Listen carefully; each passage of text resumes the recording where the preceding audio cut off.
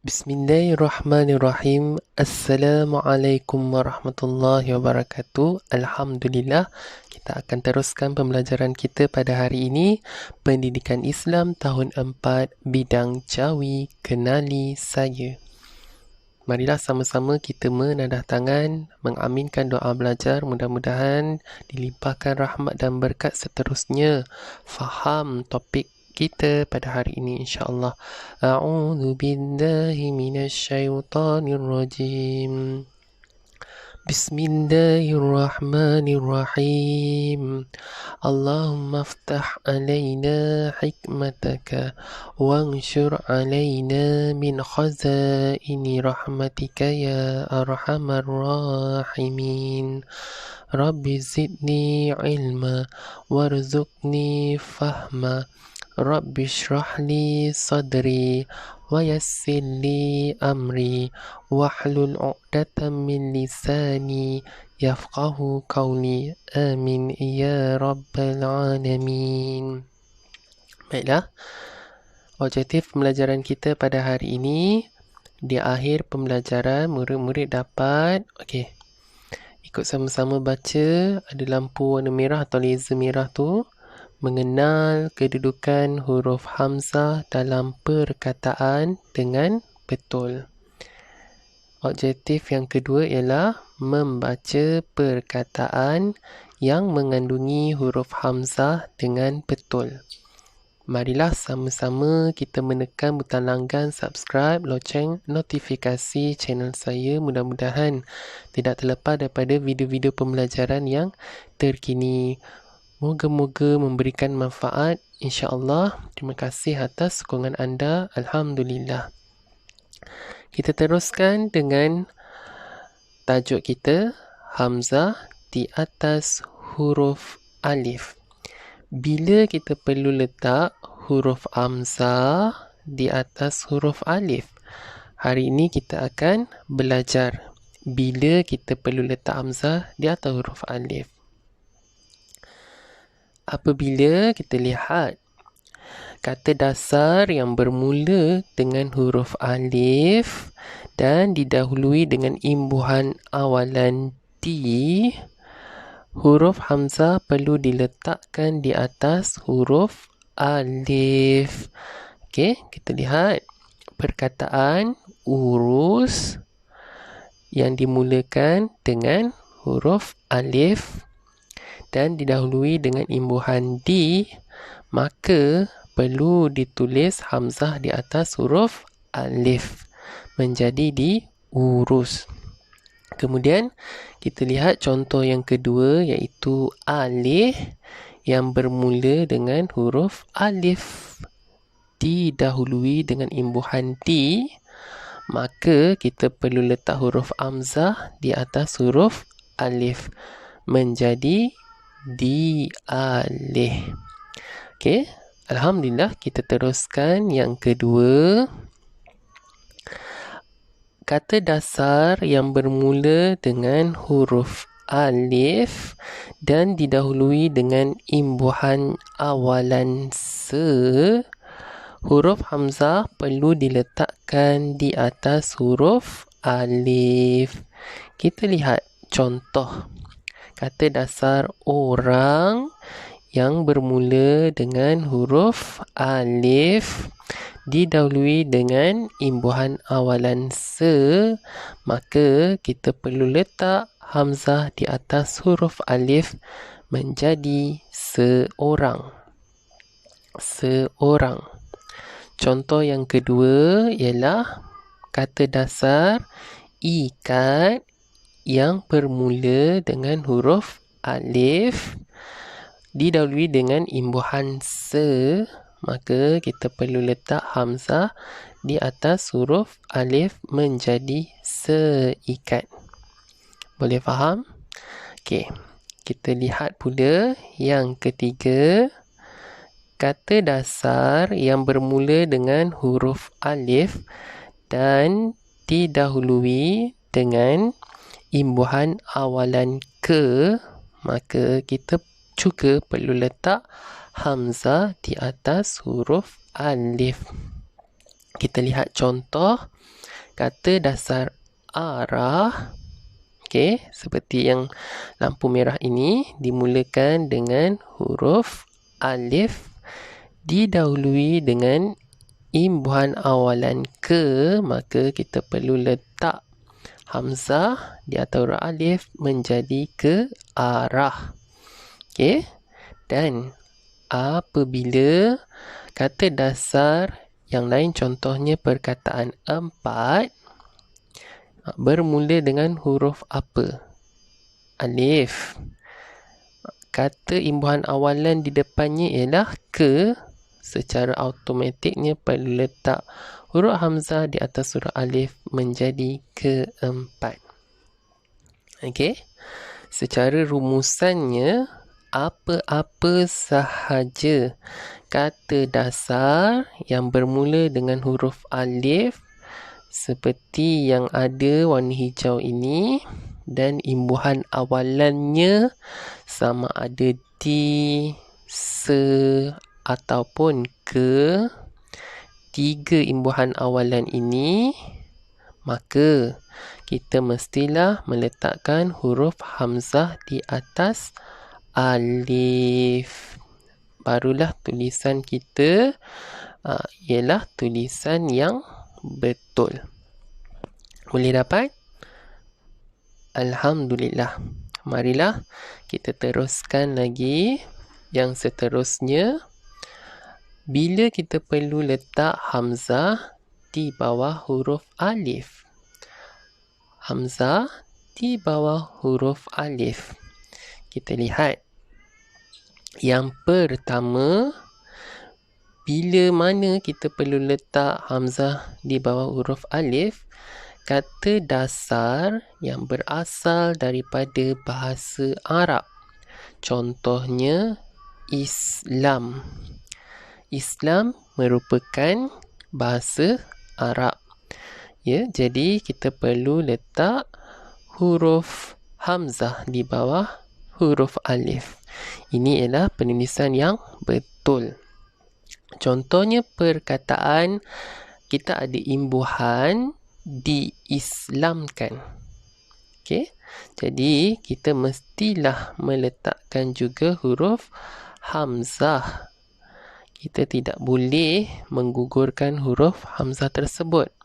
Jadi penulisannya seperti biasa, mesti ada huruf hamzah di bawah huruf alif. Barulah betul. Yang kedua, bila kita perlu letak huruf hamzah di bawah huruf alif, perkataan yang bermula dengan i tunggal, maka apa yang perlu kita lakukan ialah meletakkan huruf hamzah di bawah huruf alif. Contohnya ialah i dagang. Okey. Dan seterusnya yang ketiga, hamzah kita perlu letakkan di bawah huruf alif pada kata sapaan. Kata sapaan. Contohnya ialah sebut kelas Baiklah, kita teruskan lagi dengan hamzah 3/4 daripada garisan. Kita lihat bagaimana dinamakan sebagai 3/4. Okey, kita tengok huruf alif, hamzahnya berada pada kedudukan 3/4. Bermaksud, okey, kita lihat, katakanlah ini garisan. Separuh daripada alif ialah ini dia. Dan 3/4 tu mestilah lebih daripada separuh. Maka hamzah tersebut mestilah lebih atas sedikit daripada separuh. Ini dinamakan sebagai 3/4. Bila kita perlu letak hamzah pada kedudukan 3/4 ini, lihat anak panah. Ini ialah kedudukan hamzah pada 3/4.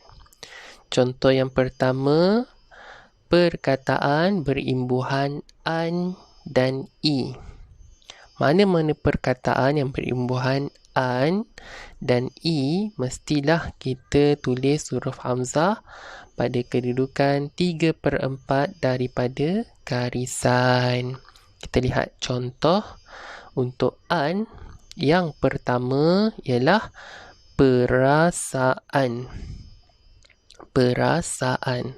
Hamzah berada pada kedudukan 3/4 daripada garisan. Yang kedua, contoh imbuhan an yang ada ialah kejayaan. Hamzah mestilah ditulis pada kedudukan 3/4 yang berwarna merah tersebut. Seterusnya, contoh lain ialah tajaan. Lihat kedudukan hamzahnya 3/4 daripada garisan. Seterusnya, imbuhan yang mempunyai an, bacaan. Bacaan. Hamzahnya kita tulis mestilah pada kedudukan 3/4 daripada garisan. Kita lihat pula imbuhan i. I. Apakah contohnya? Kita lihat yang pertama, hargai. Hargai. Imbuhan i. Jadi hamzahnya perlulah ditulis 3/4 daripada garisan. Dari tadi sebut 3/4. Bagaimana kita nak tahu dia 3/4? Mestilah 3/4 daripada garisan. Katakan ini huruf alif. Memang huruf alif pun. Kita mestilah menulis huruf hamzah tersebut lebih daripada separuh huruf alif. Itulah yang kita namakan 3/4 daripada garisan. Ya, selepas huruf alif. Kita lihat yang seterusnya ialah mewarnai. Kita lihat hamzah yang berwarna merah ini, kedudukannya tidaklah setinggi huruf alif, tetapi lebih rendah sedikit daripada huruf alif. Alright? Sedikit saja. Itulah kita namakan sebagai 3/4. Seterusnya pula, perkataan disukai. I. Jadi kita lihat bagaimana hamzah itu ditulis pada kedudukan 3/4. Baiklah, kita teruskan lagi. Contoh yang kedua, bila kita perlu letak hamzah 3/4 daripada garisan, seperti yang dalam contoh ini, ialah pada kata nama khas. Hamzah ditulis di awal perkataan hanya pada dua nama ini sahaja. Iaitu yang pertama ialah ang. Dan yang kedua ialah ong. Ang dan ong. Kata nama khas dua ini sahaja yang perlu diletakkan 3/4. Ang dan ong ni selalunya nama Cina. Baiklah, yang ketiga, bila lagi kita perlu letak hamzah 3/4 daripada garisan? Pada kata dasar daripada suku kata gabungan ai, au, ui. Kita lihat ya. Yang pertama, contohnya ai. A-I-R. Ada AI. Jadi, perlulah letakkan huruf hamzah. Dan huruf hamzah tersebut mestilah 3/4 daripada garisan. Apa contoh lain yang ada huruf I? Okey, kita lihat. Paip. Dalam ruminya P-A-I-P. Jadi, dalam jawinya kita eja disebabkan ada suku kata gabungan A dengan I ni, letaklah huruf hamzah 3/4. Alhamdulillah, kita teruskan lagi pada suku kata gabungan AU ataupun AU. Kita teruskan contoh perkataan ialah paus. P-A-U-S. Ada huruf A dengan U di tengah-tengahnya. Jadi letakkanlah huruf hamzah 3/4 daripada garisan. Apa contoh lain yang ada suku kata gabungan AU ini? Ialah perkataan laut. L-A-U-T, laut. Jadi dalam jawi perlulah letak huruf hamzah pada kedudukan 3/4. Ada gabungan A dan U pada ruminya lah. Okay? Jadi dalam jawi kita kena letak huruf hamzah. Ini ialah penulisan yang betul. Kita lihat pula UI. Apa contohnya? Yang pertama ialah buih. Dalam bahasa Melayu kita eja B-U-I-H, buih. Jadi dalam jawi kita perlu letak huruf hamzah. Ya? 3/4 daripada garisan. Dan contoh yang terakhir untuk UI ialah perkataan duit. Macam ni je duit. D-U-D-I-T, duit. Ada U dengan I. Betul? Jadi letak huruf hamzah. Kedudukannya 3/4 daripada garisan. Kita teruskan lagi. Bila mana kita menjumpai ejaan jawi bagi gabungan vokal A dengan E, lihat, kita tidak perlulah meletak huruf hamzah. Jadi kita lihat ejaan rumi dan ejaan jawi yang betul. Ada huruf A-E, contohnya ero angkasa. Maka dalam ejaannya alif, ya, ra, waw, alif, nga, kaf, alif, sin. Tiada huruf hamzah. Ya, ini ialah tulisan yang betul. Apa itu ero angkasa? Mudah untuk kita faham apa-apa yang berkaitan dengan roket, kapal angkasa dan sebagainya.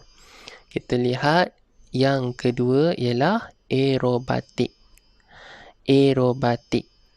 Jadi untuk ejaan jawinya kita lihat tiada huruf hamzah. Terus saja alif, ya, ra, waw, ba, alif, ta, ya, kaf. Aerobatik. Apa maksud aerobatik? Aerobatik ini bermaksud persembahan udara yang melibatkan pesawat yang menunjukkan ketangkasannya, kemahiran juruterbang tersebut. Kita selalu lihat masa persembahan pesawat di udara tu dilima dekat Langkawi. Itu kita panggil sebagai aerobatik. Seterusnya nombor 3, kita lihat aerosfera. Aerosfera. Jadi dalam ejaan jawi yang betul, kita terus saja eja alif, ya, ra, waw, sin, fa, ya, ra, alif. Tak perlu huruf hamzah walaupun ada huruf gabungan vokal A dan E. A dan E sahaja yang tak perlu huruf hamzah. Apa itu aerosfera? Aerosfera ialah atmosfera yang meliputi seluruh bumi. Jadi kita lihat yang keempat, aerosol. Sebut kelas, aerosol. Jadi ejaan jawi yang betul ialah alif, ya, ra, waw, sin, waw, lam. Aerosol ini salah satu contohnya ialah racun serangga. Jadi kita teruskan lagi dengan kedudukan hamzah setara dengan garisan. Bagaimana kita nak tahu setara dengan garisan? Kita lihat contoh huruf hamzah setara dengan garisan. Okey? Saya dah bulatkan untuk kita faham bagaimana kedudukan setara dengan garisan. Atas garisan tu ya. Baik. Kita lihat penulisannya betul-betul supaya masa kita tulis huruf hamzah, tulisan tersebut ialah tulisan yang betul. Kita lihat perkataan ini mestilah hamzahnya setara dengan garisan. Kita lihat yang pertama ialah Al-Quran. Al-Quran. Hamzahnya setara dengan garisan. Yang kedua ialah wuduk. Wuduk. Lihat kedudukan hamzahnya setara dengan garisan. Seterusnya ialah ulama. Sebut ulama. Okey. Hamzahnya berada setara dengan garisan. Seterusnya ialah doa. Hamzahnya mestilah setara juga dengan garisan. Persoalan, sekiranya ada kata dasar yang kita panggil didoakan. Contohnya bagaimana penulisannya? Adakah kamu tahu? Kejap lagi kita akan tengok. Okey, seterusnya anbiya, iaitu para nabi. Hamzahnya setara dengan garisan. Kita lihat lagi untuk perkataan isyak, solat fardu isyak tu. Jadi huruf hamzahnya bagaimana kita tulis mestilah setara dengan garisan. Dan perkataan seterusnya ihfa, iaitu hukum tajwid dalam Al-Quran. Hamzahnya ditulis setara dengan garisan. Okey, menjawab lagi soalan tadi. Contohnya perkataan didoakan. Hamzahnya kita perlu tulis 3/4 daripada atas garisan. Apabila ada imbuhan sahaja apitan ini di depan, di belakang, kita mestilah tulis hamzah 3/4. Ini contoh. Okey, saya bulatkan untuk kamu lihat bagaimana huruf hamzahnya berada pada 3/4. Ini khusus untuk perkataan dalam perkataan yang mempunyai imbuhan. Baiklah, kita teruskan lagi.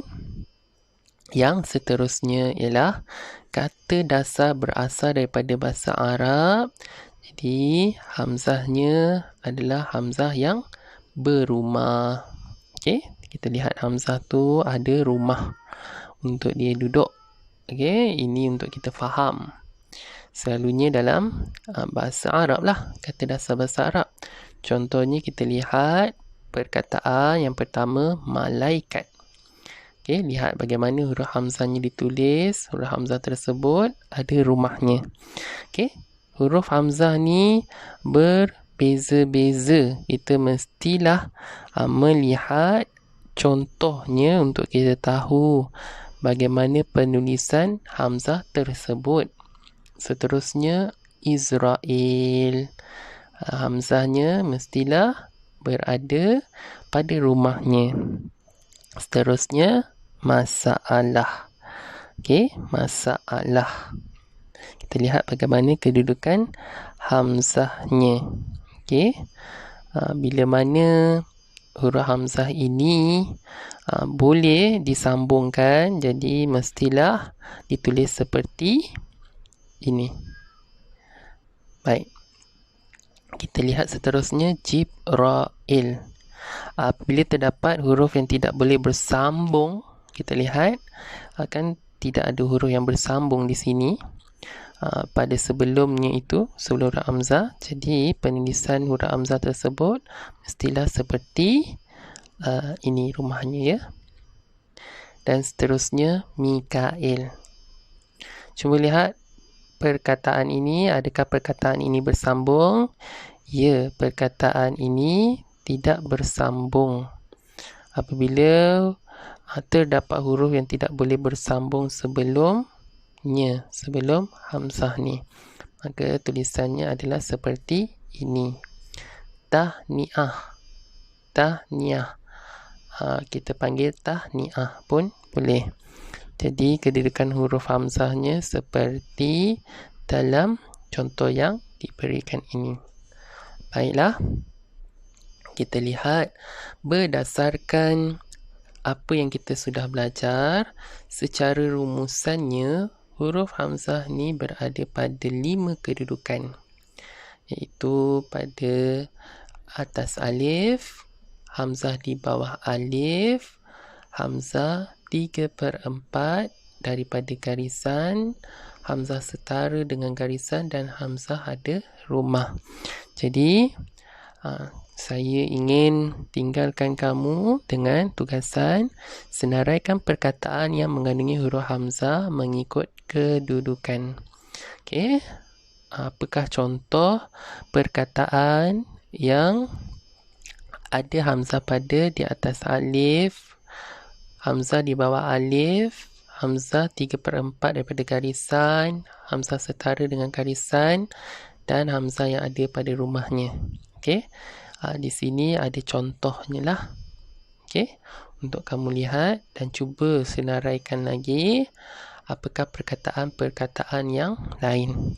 Diharapkan kamu semua dapat mencuba dan didoakan mudah-mudahan faham dan yang baik itu semuanya datang dari Allah Ta'ala dan lemah yang buruk itu dari diri saya sendiri. Kita lihat semula apakah objektif pelajaran kita pada hari ini. Kita mestilah mengenal kedudukan huruf hamzah dalam perkataan dengan betul dan membaca perkataan yang mengandungi huruf hamzah dengan betul. Terima kasih kerana menekan butang langgan, subscribe, loceng notifikasi channel saya. Kita berjumpa lagi dalam video pembelajaran yang akan datang. Assalamualaikum warahmatullahi wabarakatuh.